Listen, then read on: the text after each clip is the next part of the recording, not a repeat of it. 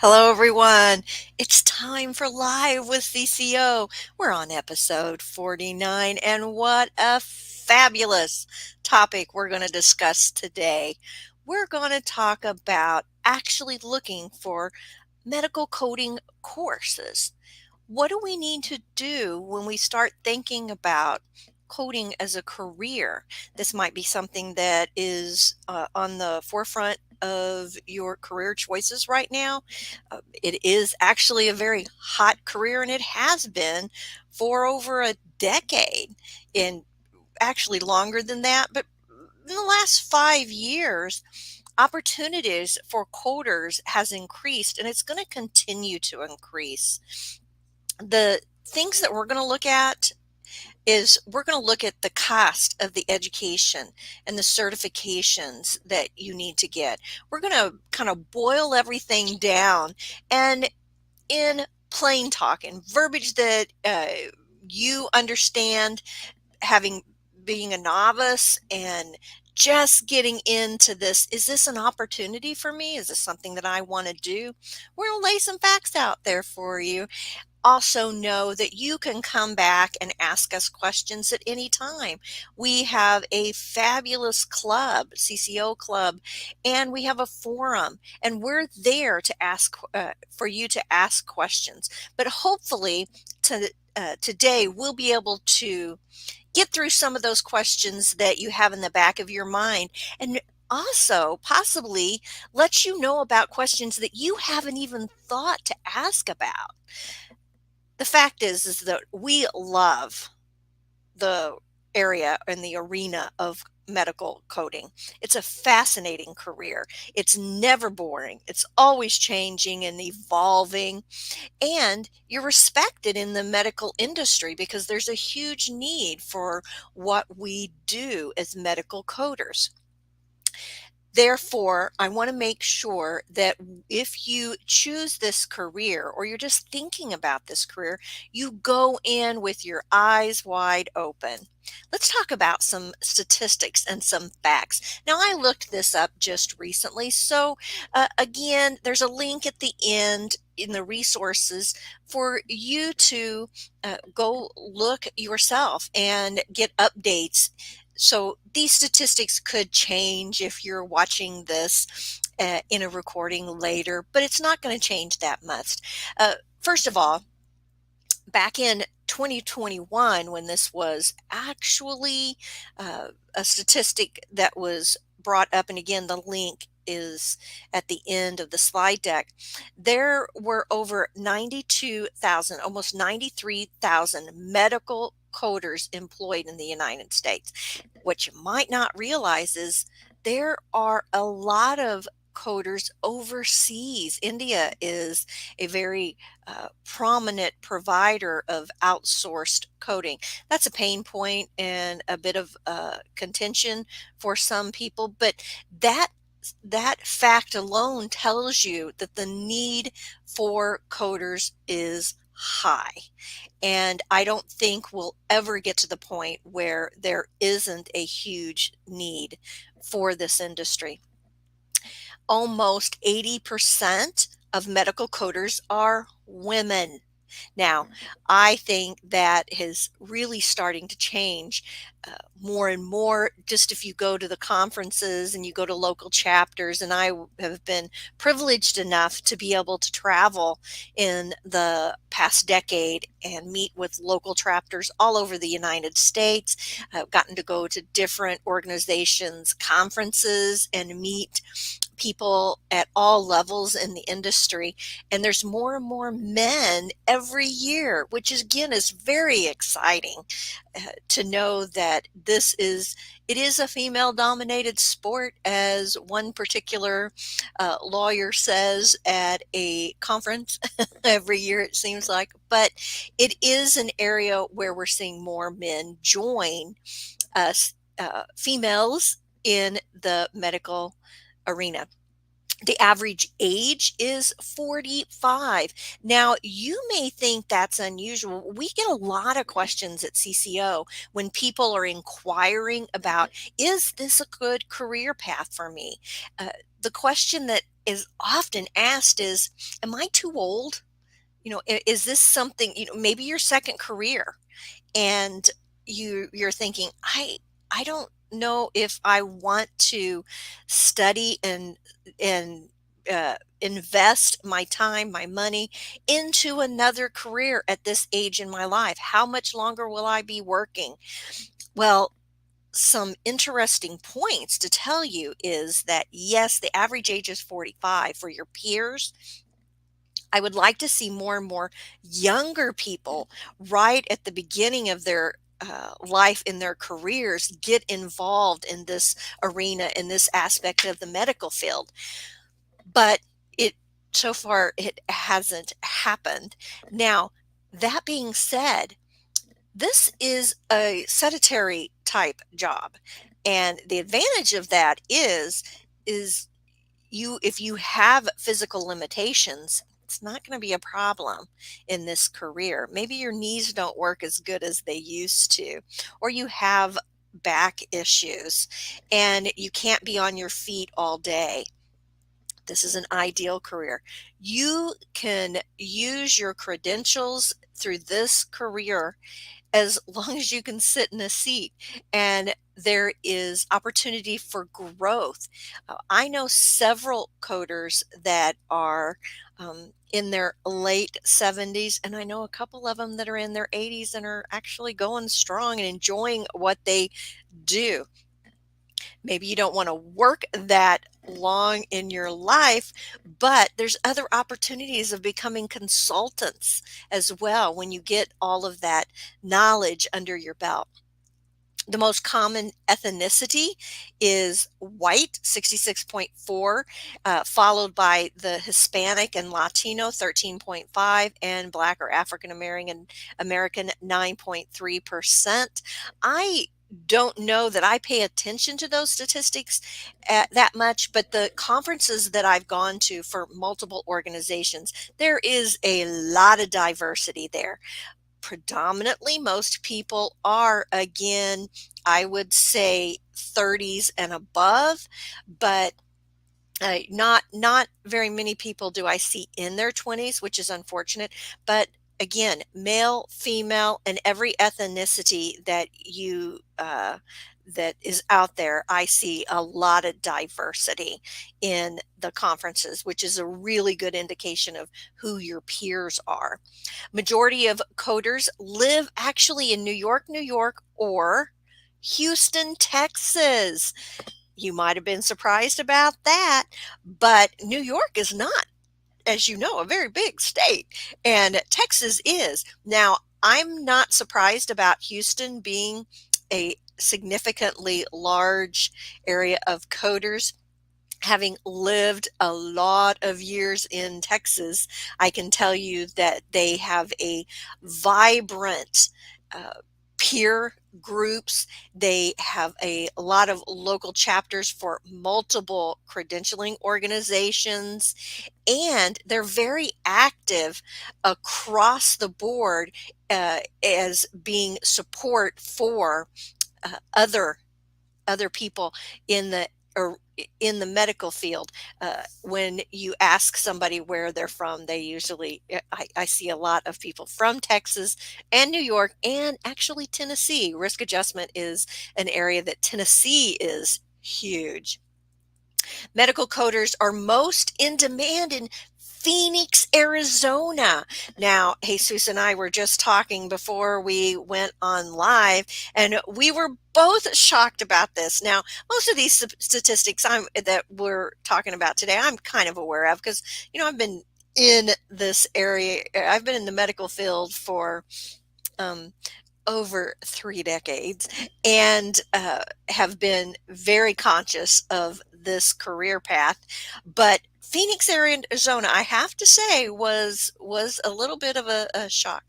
Medical coders are paid annually on average almost 45,000 a year. Now, this is as of this was statistics were drawn in 2021, and so uh, these these wages, they don't go down. Every year it goes up a little bit, whether it's, 500 to a few $1,000s on average, but you are going to be in this average price range, and every year that you have under your belt it just goes up. It depends, of course, where you work, meaning what state you're in. Also, it depends on your experience, and it doesn't have to necessarily be just in coding. You may have been a clinician or an administrator or in IT work. Any of your past experience could play a significant role in your pay scale. Note that in California, in Alameda, it pays an annual average wage of 64,338, which is the highest in the USA. Interesting, right? Very, very interesting. Now, again, I've let you know what the year that these statistics were pulled from. Starting out, we get a lot of people asking, well, what can I expect to make starting out? Because that's going to be pertinent. And everybody knows you have to have experience under your belt to be making a higher wage. So around 31,000 would be average. I think it's a little bit higher than this.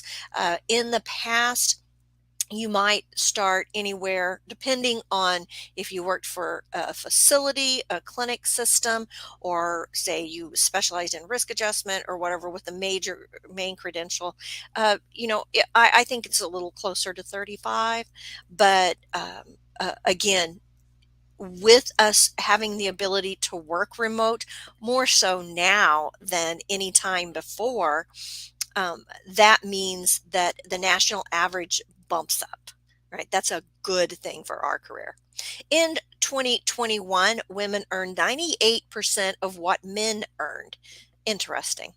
Top 10% of the highest paid medical coders earn as much as 61,000 or more. And I have to say that that is if you work full time in one position, and this is the top 10%. Can you earn more? Absolutely, you can. So, this is, I would say, the standard medical coder one credential, and it goes up from there. There are a lot of surveys out there that can give you an idea of the possibilities, but you can do once you get a little more experience outside contracts. You have the ability to actually work more than one position, depending if your lifestyle allows for that. So again, that could be higher or it could be lower. Idaho is the best state for medical coders to live. Now, I know some people who live in Idaho. Idaho, in this industry, that is not a state that is on my peripheral, right? I don't think of the state of Idaho as much and medical coders, but that's good to know for all of you people that live in Idaho. I heard that Idaho is a lovely state to live in. Medical coders are most likely to work at private companies in comparison to public companies. Now, let me unpack that for you a little bit. Private companies could be individual doctors, provider groups. They could be privately owned billing companies, lawyers. There is so many areas that you can work in. Even hospital systems, there is private and public hospital systems. So you'll probably always earn a higher income within a private company and have more opportunities for growth. However, some public companies are going to give you raises every year, say a facility hospital group, if you're one of their coders, whether inpatient, outpatient, or a specialty coder. Every year that you work, you usually get a raise. They pay for a lot of the behind the scenes stuff for you. And then you have things like 401ks and all that other kind of good stuff. So, but I would say that most are hired by private companies. I don't know if we, uh, yes, we did. We went through all of those. I just wanted to double check that we didn't turn that into 3 slides instead of 2. What are your options in education? So all of these statistics that we just went over, you're thinking to yourself, brilliant. This is for me. This is something that I know somebody in this industry and they have excellent things to say about their career. They love what they do. And, or maybe you've seen an ad somewhere and now you need to think about, well, how do I get started? What do I need to be aware of? All right, so you have to have education. There are several ways to be educated in the field of medical coding. So I'm going to tell you some verbiage and help you as you do some searching, some things to be aware of. One is, how are you going to get your education? Are you going to go to a brick and mortar college, university? Or are you going to work online to get your education? There is several options. In fact, if you were to just Google or do some searches, you're going to get bombarded. Now, I want to give you a little heads up about Googling the term medical coding. You never want to fall for the trap of ads that are made to tickle your ears. You know, if it sounds too good to be true, then it is. And be very careful with companies that can afford to pay for ads, especially click ads that keep them up on the top of the leaderboard when it comes to search engines. Again, it's always good to be on the top 3. However, uh, there's a lot of behind the scenes that allows you to be able to do that. So let's talk about specifics that you need to be aware of. Consciously think about to yourself, what type of learning style do I have? And if going back to school is new for you, then we're going to talk about what your options are.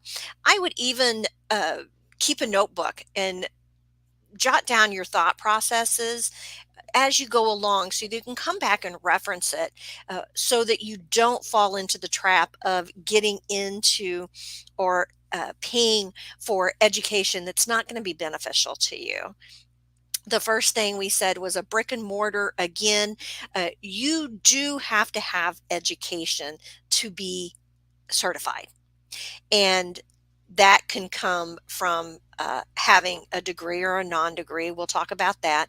Uh, or you can go online. That's pretty common now. I think most people are comfortable with online education that's 24/7, which would be ideal. There is advantages to working with boot camps.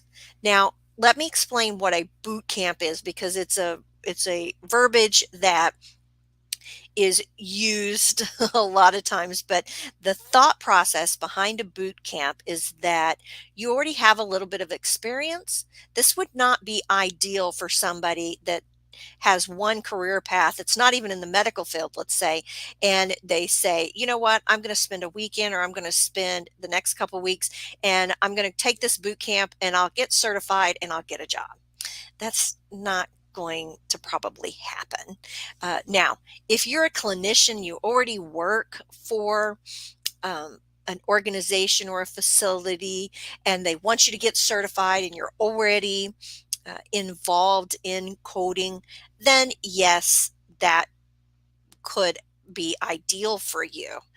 But again, if this is a second career, no, boot camps is not the way to go. Now, they look cost effective, and that is true, and you can get through and get the information quickly, but you have to take a certification exam. You're not going to get a job in the industry without being certified.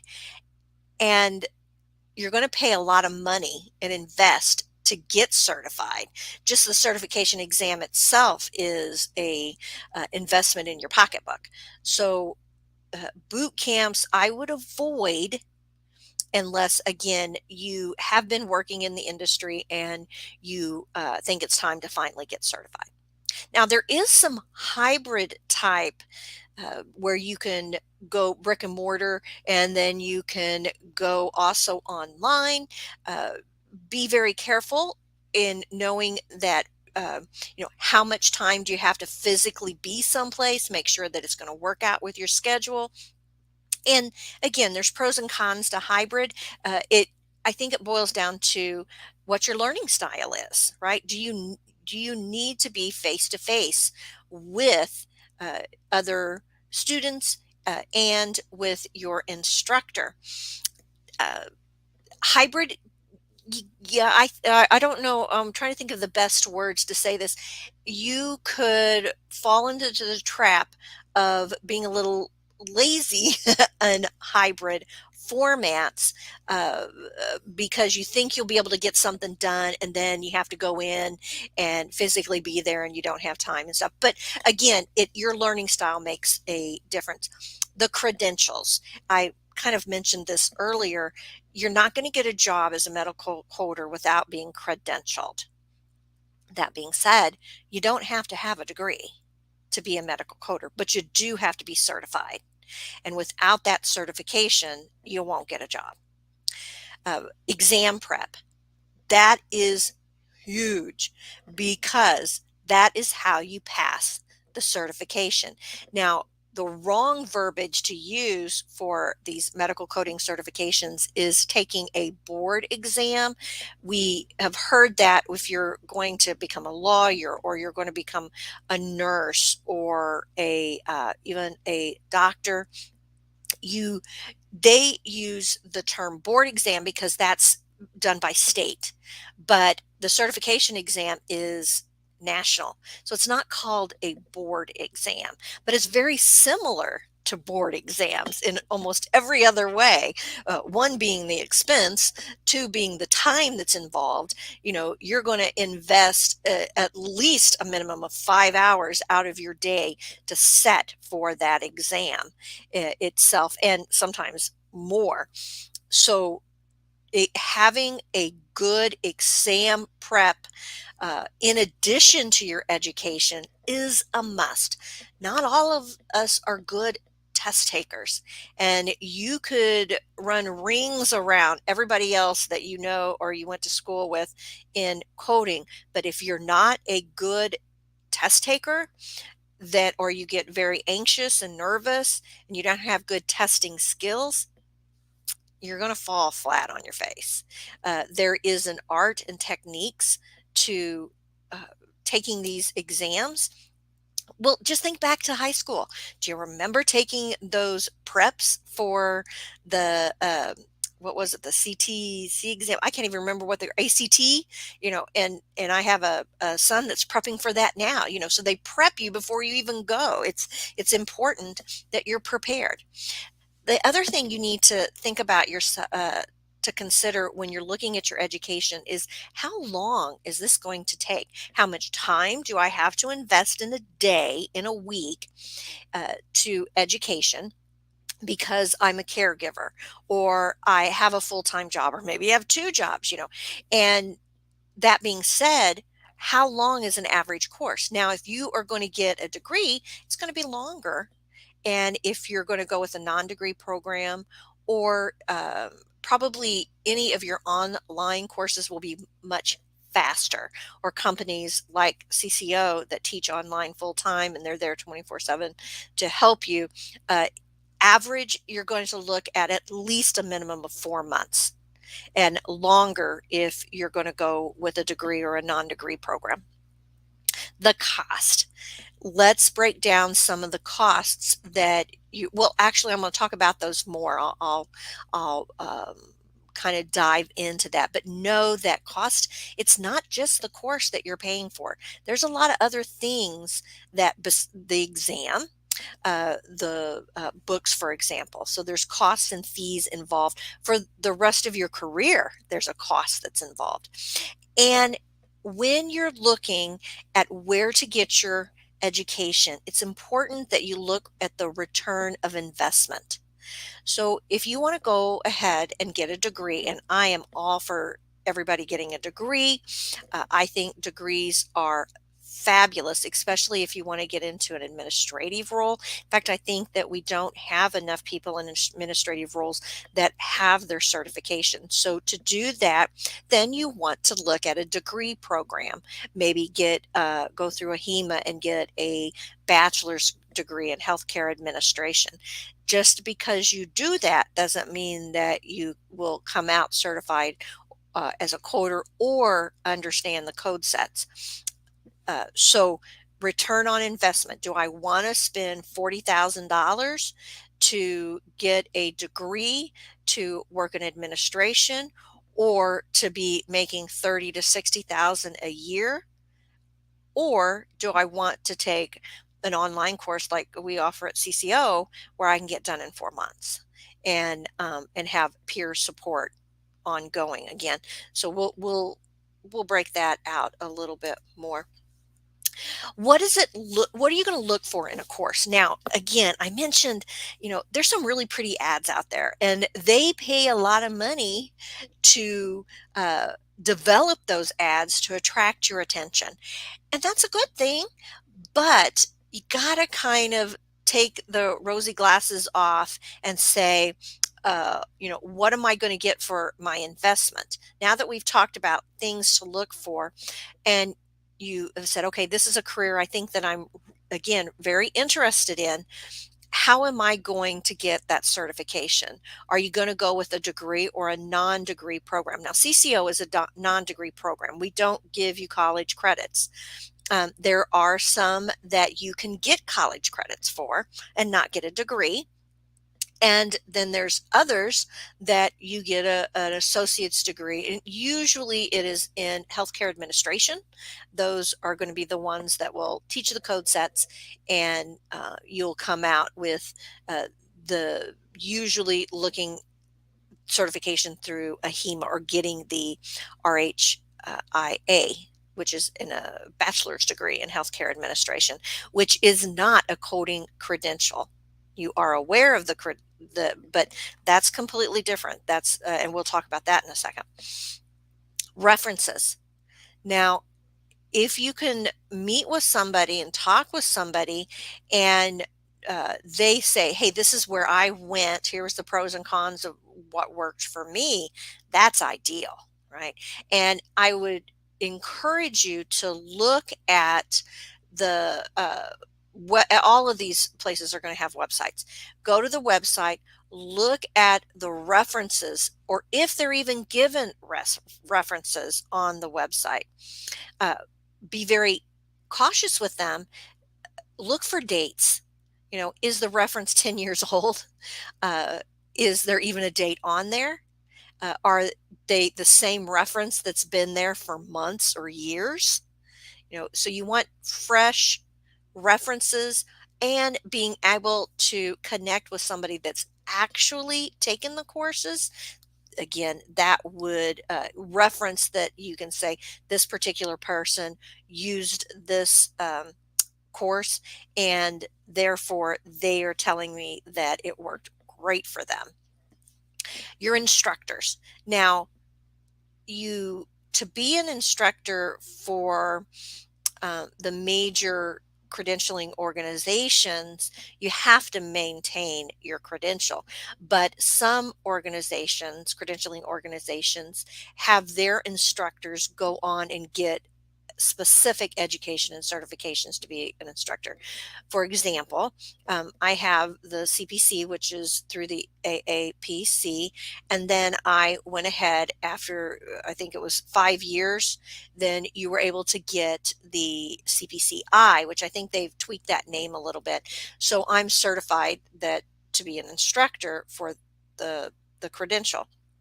And then I went on to get other credentials. But the AHEMA is very similar. They have a program that you go through that makes you an approved instructor for them. So not anybody, just anybody can be an instructor for the certifications that you're looking at. Pay attention to that. Look and see if the your instructor is certified, what credentials they have, and on top of that, if they are have worked in the industry very long. Sarah says, yes, many employers require a credential to be from specific coding organizations, AAPC, AHEMA. Something for your credential, same thing for your credential. Some employers want CPC and not CCS. Yes, in the past, if it was inpatient, they really like to see you get an AHEMA credential, the CCS, because that was the standard. That was the go to. But you have to remember that the AHEMA has been around since the 1920s, and the AAPC has been around since the 80s. And they started out as outpatient and then got into specialties, but they do have an inpatient credential now. They've had it for quite some time. It's a well known established credential. And that's a very good point to make when you're looking at your instructors to see if what their credentials are and where did they go to school.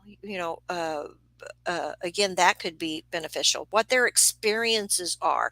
Did they just do inpatient? Did they do outpatient? Did they have a specialty? So you want to go to a school that has instructors that you can know and that you can see their background, and not just, oh, here's a page with their picture and this is what they like to crochet. No, I want to know what they've done. And then the lifespan of the company. you know, it's relatively easy to become an AAPC instructor and just open up a school. Because if you have enough money, all you have to do is, first of all, somebody has to be a CPCI or an approved instructor. Uh, but what they'll do is one person will become an instructor, and then they'll have instructors underneath them that are not CPCIs or haven't had that experience or training. And then on top of that, uh, are they using whose curriculum are they using? Did they develop their own curriculum? Are they getting their curriculum through, say, Elsevier? We use Elsevier a lot for our curriculums. Do they use the AAPC's curriculum? If they use the AAPC's curriculum, then it's kind of a copy and paste deal where they pay the AAPC and the AAPC allows them to use their textbooks and all their tests and stuff. So they didn't write the tests. The AAPC wrote the test, and they may or may not have ever gone through the course themselves. And again, if you got enough money and you pay the credentialing organization, then you can use everything that they offer, and they can be open 1 year and not the next. So you want to look at if the courses have been around for a while, and the organization. Reputation is huge. Now, for example, we've been CCO has been around in the format that they are now a decade, or over a decade, but our owner has been teaching since the late 90s, and there's a lot to be said for that. Or excuse me, for my experiences, like I said, the 30 years in the medical field. And so make sure you check out the reputation of the organization, and they're not a fly by night organization. Another thing is look for companies that have very low um, tuitions or payment plans that are extremely low, like less than $100 a month. And that is going to be um, typical of these huge organizations where you are just a needle in the haystack to them. You're a number, and they don't give you the support. They make it look wonderful, super easy, make all this money, take the course, get through real quick. And here's all the good statistics. They don't tell you about necessarily the bad statistics or the difficulties, because again, this is not an easy test exam to take to get your certification. And then they could care if you finish or not. And so reputation is huge. And then that ongoing support, because if you go to a brick and mortar, I can guarantee you that if you go to a college or a university, or even a brick and mortar school, once you pay your tuition and you go through the course, they're done. They have no more commitment to you. But in fact, I remember teaching at a college like that, and they they got paid and reimbursed by the state for how many people came in, and they only had to be a student one day, and they got money for that. So they didn't have the commitment, hey, we want you to pass. Now they got more money if the people passed, but once you walked out that door, they're done. They didn't help you get certified. They gave you the education, and it was good education, but there was no ongoing support after that. In fact, I remember one of the other uh, professors telling me that don't get too close to your students, because they're here and then they're gone. These students aren't your friends, you're their professor. And I said, but that's not the way it is in our world, the medical field, in this arena, in coding, because my students become my peers. They get certified and we network and we stay connected. And they were really surprised. They didn't realize that until I had students keep coming back and they checked in with me and I encouraged them and stuff. So, ongoing resources and help is really, really important when you go to look for the right course. Now, the credentialing organizations, some of the big ones, the two main ones are AHIMA and AAPC. I already mentioned that AHIMA has been around since the 1920s. I like to think of them the old stodgy grandpa, or that very knowledgeable, predominantly inpatient and very heavy in ICD. Uh, Excellent organization, and they had 2 degree programs. Now they have a bachelor's in HIM that you can get. It's not a coding degree, however they do touch on coding, but they're not certified as coders. The AAPCs, I think of them as the hip uncle. They are very user friendly. They have multiple certifications. They have specialty certification, both inpatient, outpatient. And of course, they carry the CRC, which is risk adjustment, which is one of my passions. And so, again, they are an excellent organization. Q Pro is a relatively new credentialing organization through Inova Health, and that may be something that you want to look into. And then there's AMBA. I wanted to mention them because they're predominantly a billing credentialing organization, but they do now have a coding certification, and it might be one that you want to look into. But by far, the two leaders are AHIMA and the AAPC. And honestly, I think the AAPC probably is trumping the AHIMA now because of the diversity in the credentials that you can get. Either one of those, the CCS or the CPC, you can do just about anything with both of those. So now you need to think it through. You know, have you got a goal? Have you decided what you want to do? Now, we haven't talked specifically about a lot of the credentials that you can get because we've done other education on that. Our focus is, what do you need to think about to make this career choice? And you need a goal. uh, I would write it on a piece of paper and say, I want to get certified. I'm going to look at the different credentials. I'm going to look at the organizations and know that I'll align with one of them or multiple. That being said, uh, cost. Now, let's break down the cost.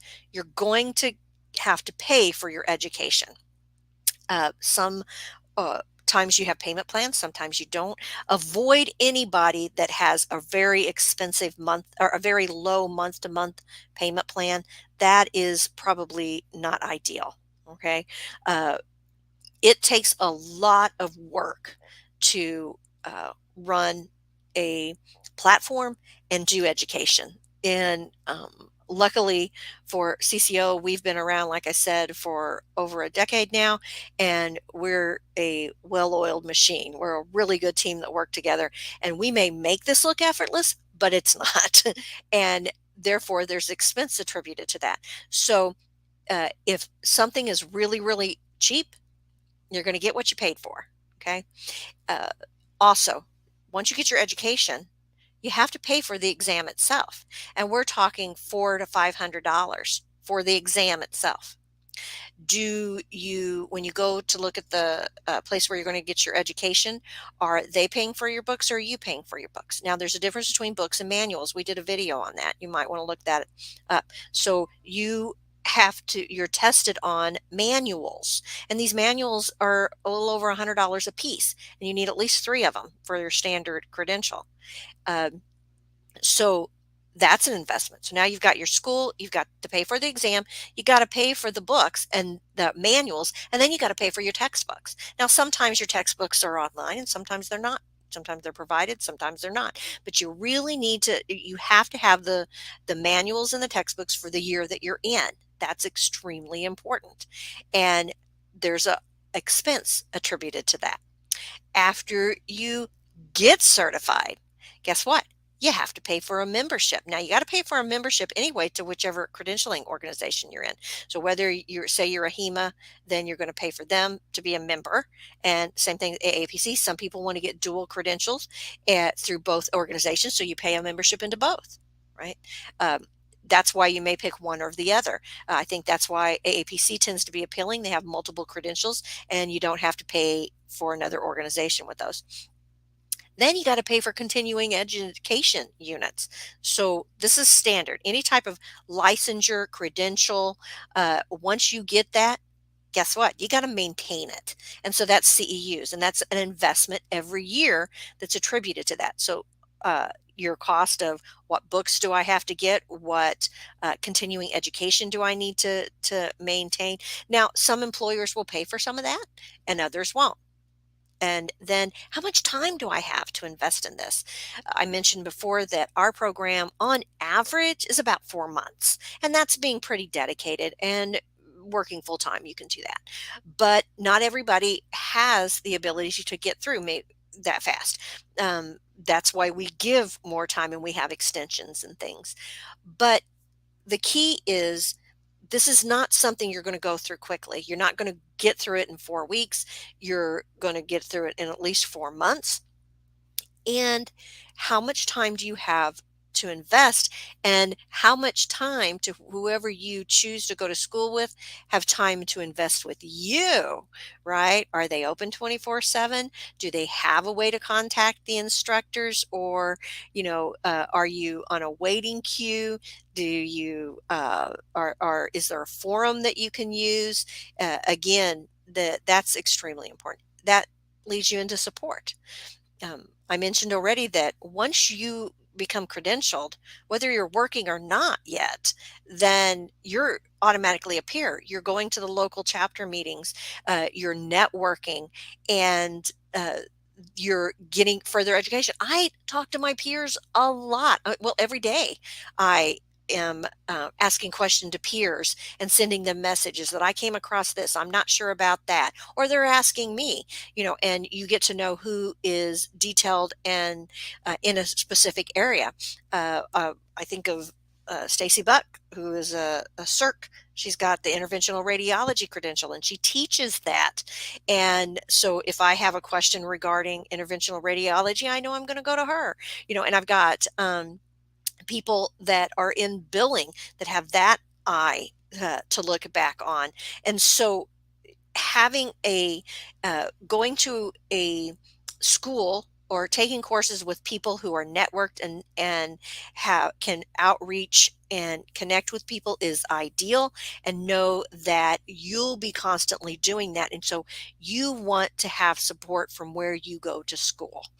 You're not going to get that from these huge organizations that charge you $50 a month and could care less if you pass or fail.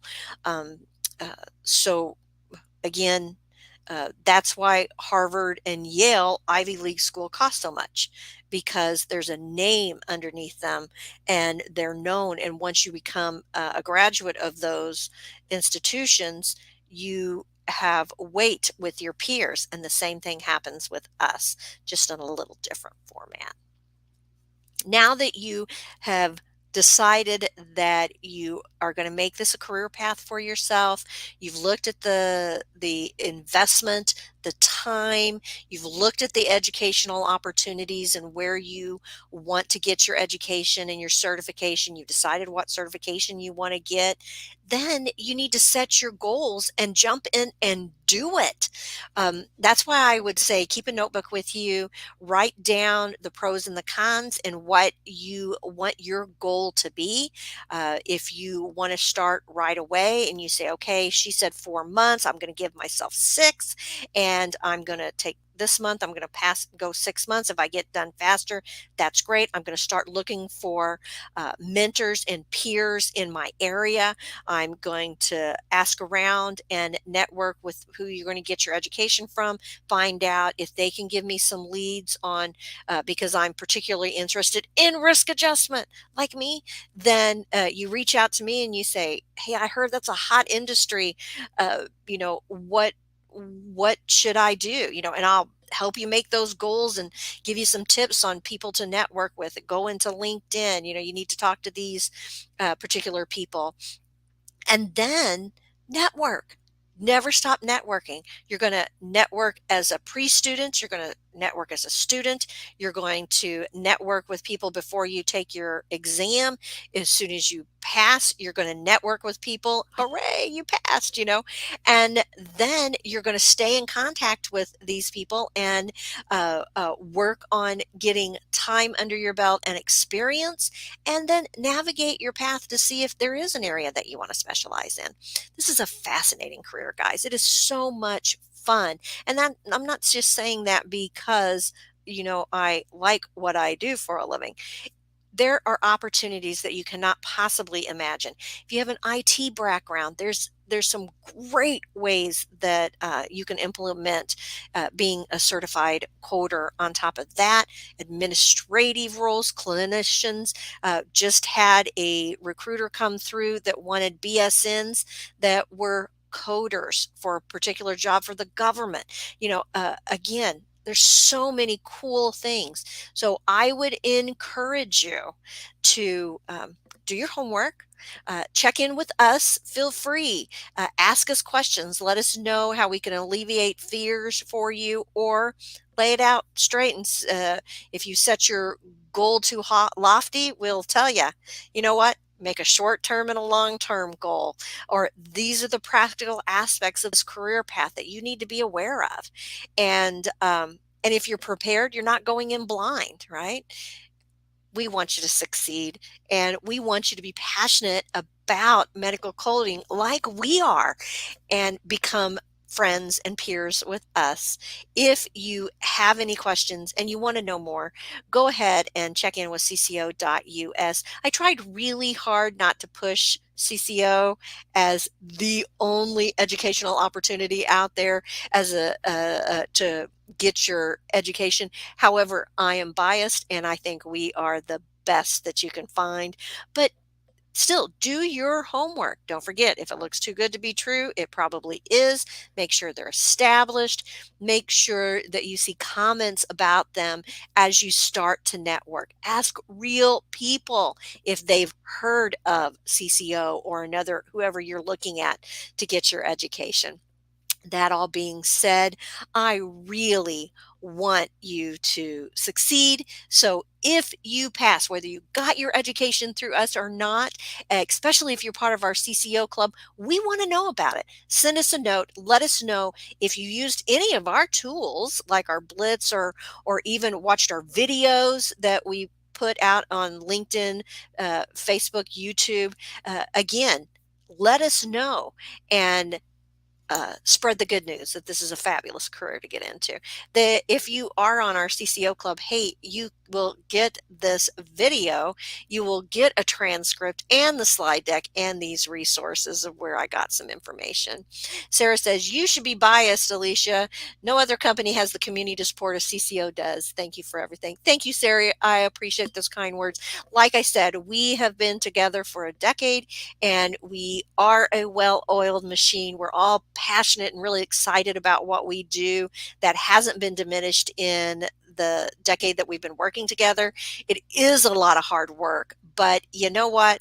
Laureen worked hard to put the right people in the right seats to make us succeed. And we want to see you succeed too. We want you to be peers with us. I wasn't able to look at all of your comments, guys, but I did see them come through. I'll go back and peruse them later. Continue the conversation on YouTube. Don't forget to like and subscribe. Hit the bell, and then you'll know when we do more live webinars. We have lots of free content coming to you every week. Thanks. Bye, guys. Our online medical coding course was created specifically for beginners to learn everything they need about medical coding. The course includes a personal coach, 9 months of access, 24/7 online videos, transcripts, and exams. You can learn more about our medical coding course at www.cco.us/PBC.